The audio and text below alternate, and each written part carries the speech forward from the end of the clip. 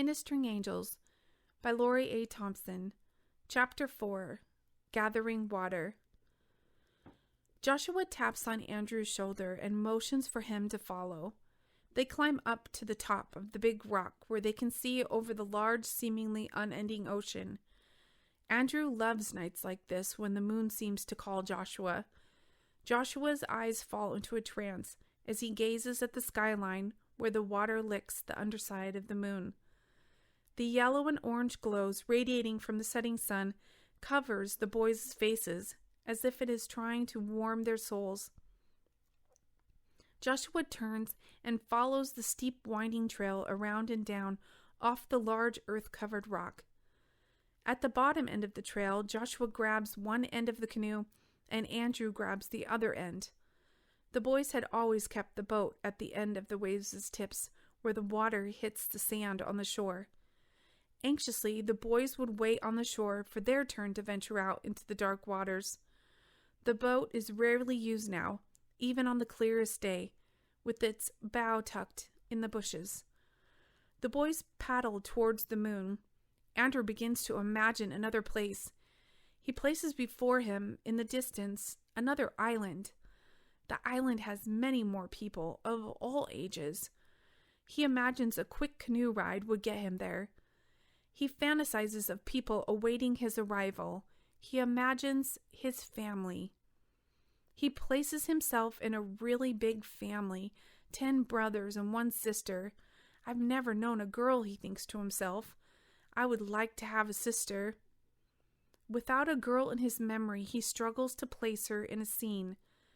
Andrew gives her the same wavy red hair as his, except it is really long, way down her back. He can see himself making fun of her. She is even more petite than he. Andrew thinks it would be fun to teach a girl everything about hunting, fishing, and gathering water. He'd show her how to start a fire and skin a rabbit for dinner. She would be so impressed, he concludes. I would make a great big brother. He thinks of his clever inventions in his room. I wonder what would be her favorite thing. Andrew begins envisioning all his favorite and different gadgets. Entranced in their own thoughts, the boys realize they have paddled out beyond the boundaries. They can feel and hear the ripples under the boat. Back at the cave, Nathan picks up the stones, rolls the bag of stones in his hand, and rattles them in the bag. To the right, Cameron is standing, leaning in up over Nathan's shoulder. He wants to see how the stones land first. Nathan looks around the circle at all the glad faces. He feels warm inside. Before he dumps the stones on the foot-stomped ground, a light flicker catches his eye. He glances up to the writing wall. He sees the smeared residue of chalk remaining from earlier writings. The swirls and smears begin to move. Nathan looks down at his stones and then back up again. His eyes squint as he strains to focus on the image forming on the wall. He remains steady as he watches drawings being created right before his eyes. His body stiffens as his brain tries to make sense of the newly formed shapes. Waves! Nathan yells out loud. As the room silences, he realizes he stated out loud a detail from the newly revealed picture on the wall. He forces his body to stand. His disbelief maintains his desire to have the drawing revealed. Some boys begin to gather as Nathan walks towards the wall. Most of the other boys continue to stay distracted by their games or conversations. Nathan begins mumbling under his breath as he moves closer. Something about the scene looks familiar. I've seen this before, he whispers. Brad and Joe notice the commotion and come over to check it out. They see Nathan standing close to the drawing wall. He isn't drawing. He's just standing, staring, and talking to himself. Brad walks closer. Joe doesn't think much of it and walks away to tend to the fire. Brad puts his hand on Nathan's shoulder. What's up, little guy? Nathan points to the wall and says, Waves. There's something below the waves. Brad looks at the wall puzzled. He doesn't see anything. just smeared markings. Joshua pulls his oar in and sets it across his lap. Andrew paddles a bit more and then follows suit. The waves rock the canoe. Andrew peeks over the edge of the canoe. He sees the ripples. His hearts begin to race. He pauses for any sign from Josh to turn around. Andrew speaks his name to get his attention. Josh! Josh! Andrew turns around and looks at the island. He starts getting even more excited, grabs his oar, and begins to pierce the sharp waves. Josh! He yells. Paddle, Josh! Let's get out of here! Andrew battles the force of the waves as it creates resistance against the boat. Josh's head turns with intention. Andrew gets a glimpse of his eyes. He's not out of it at all. In fact, he looks determined and focused. Josh shifts his body and looks Andrew in the face.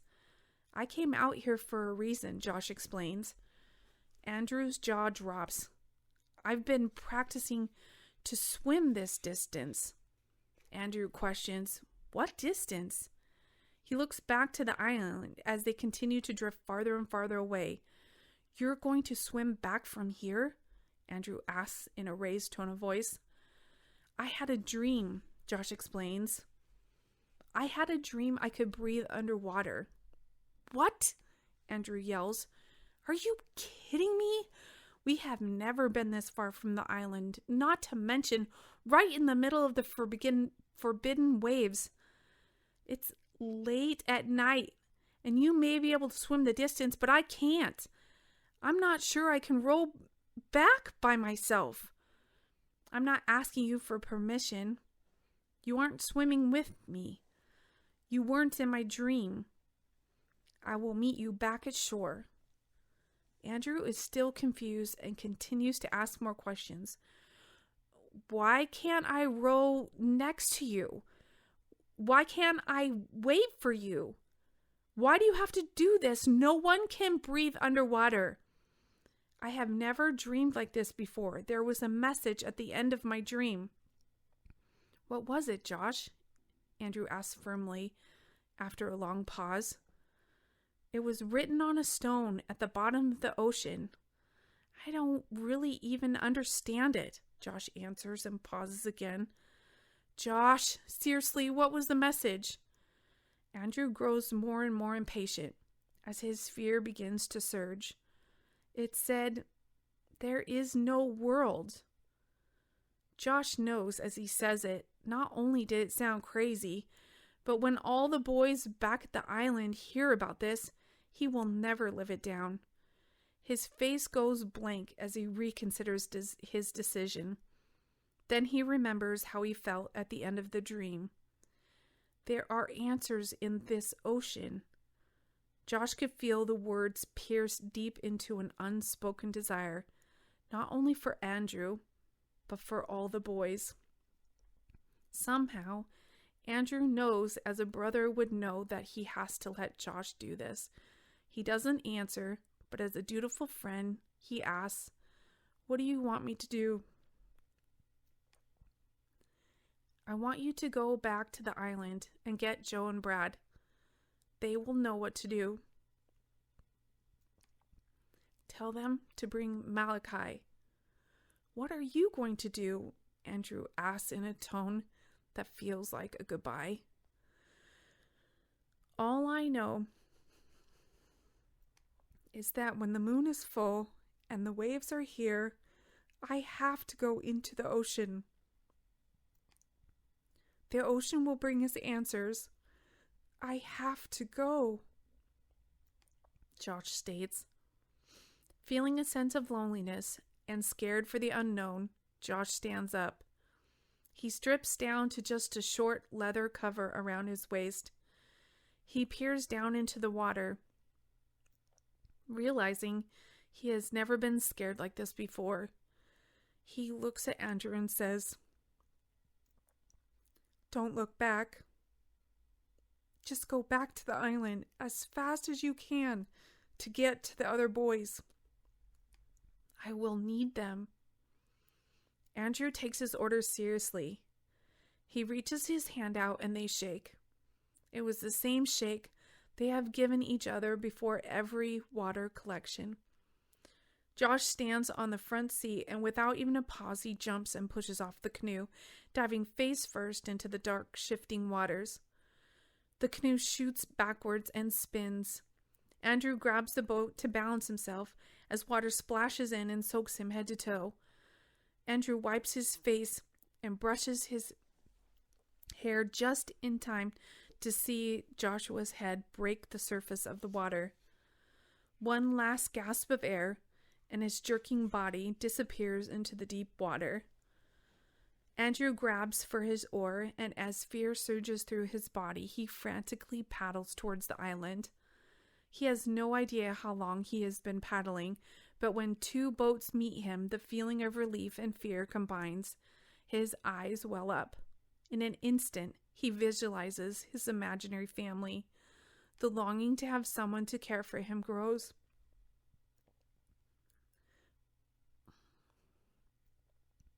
Brad ties his boat to Andrew's canoe. As Brad tows Andrew to shore, he contemplates for the first time how incredible it is that Brad is in charge of the safety for the entire island of the boys. Yet it offers little comfort as he remembers Joshua's determined expression. It was silence in the two boats all the way back to the island.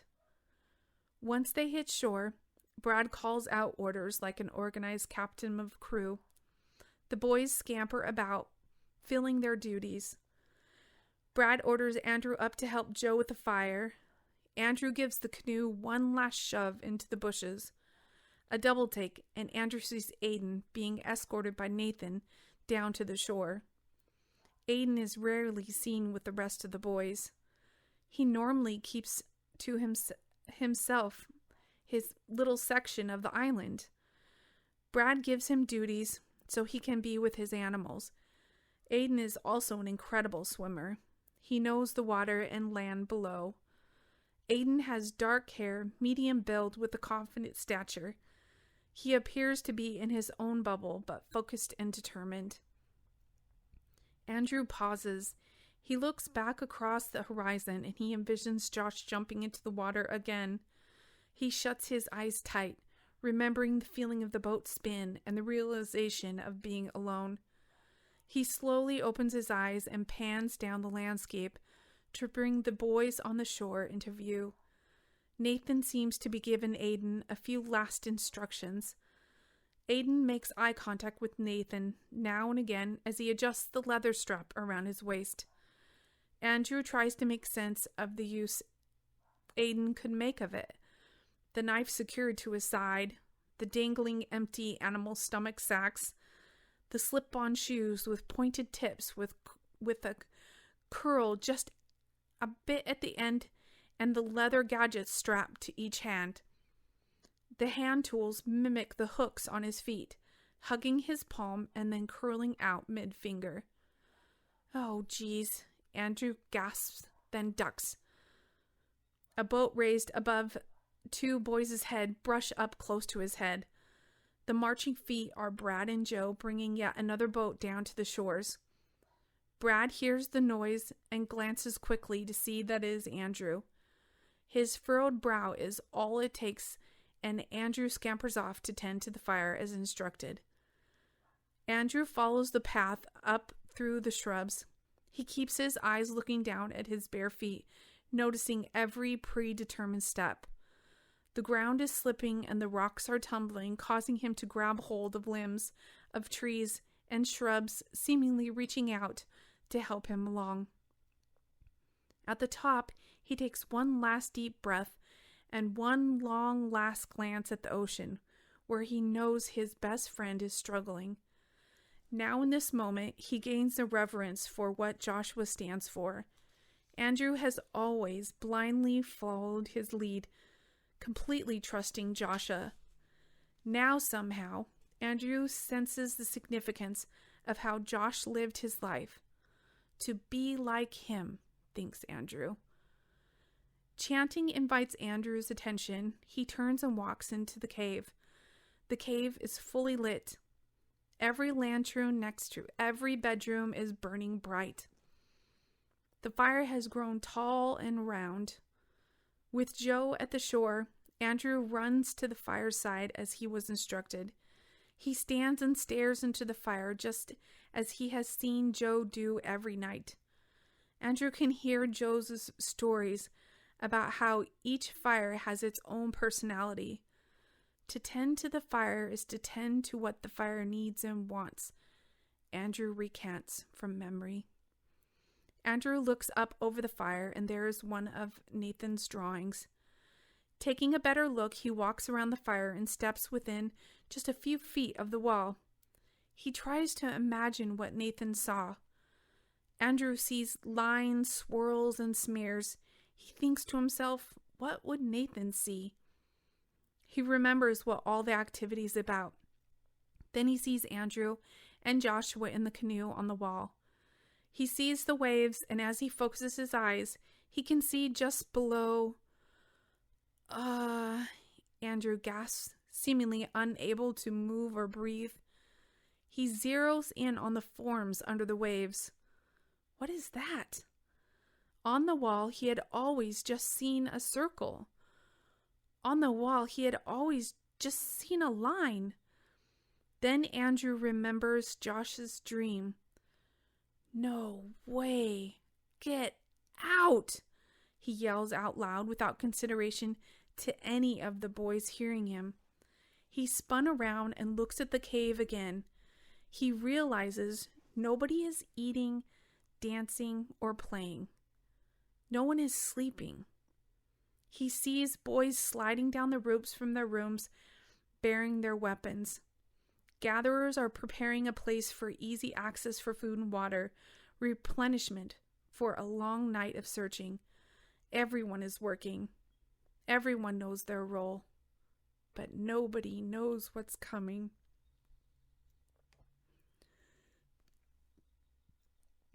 Joshua breaks the surface of the water. His arms branch out as he begins to gulp for air. His body levels off in the water, and after a quick look right to left, he catches a glimpse and feels the weight in his left hand. He's holding it high in the air, trying to get a good look. He realizes it's impossible. The once illusory moon lighting his way to the surface has now become a hindrance. No details are revealed, only shadows of his discovery. It will have to wait, he says, surrendering to the night. The potential for relief is lost with his conscious understanding that the animals are still below his feet. Tired from his pursuit, he floats on his back to conserve energy. How long, he thinks. How long until they arrive? An instant comfort eases his mind as his thoughts drift to the cave. He sees the fire and all the boys are laughing and playing. Coals are sizzling from a roasting pig, fat dripping on the fire. Memories of all the feasts around the fire flood his mind as he slowly considers the innocence of not knowing. So many concerns, he says to himself. He sets the stone on his stomach and pats it. He reflects upon his individual pursuit to understand and the effect it might have on all the boys of the island. He acknowledges all the happiness and joy felt around the cave. What will happen to that? The thought of responsibility makes the stone on Joshua's center seem heavier. How long until they come? Joshua thinks to himself once more. Exhaustion begins to settle in. He no longer feels the cold as the air drifts across the top exposed half of his body. The ripples of the waves create a rhythm. Joshua focuses on its pattern. His mind empties of all worries. The stars above begin to blur. I'll just have to close my eyes for just a minute. End of chapter 4.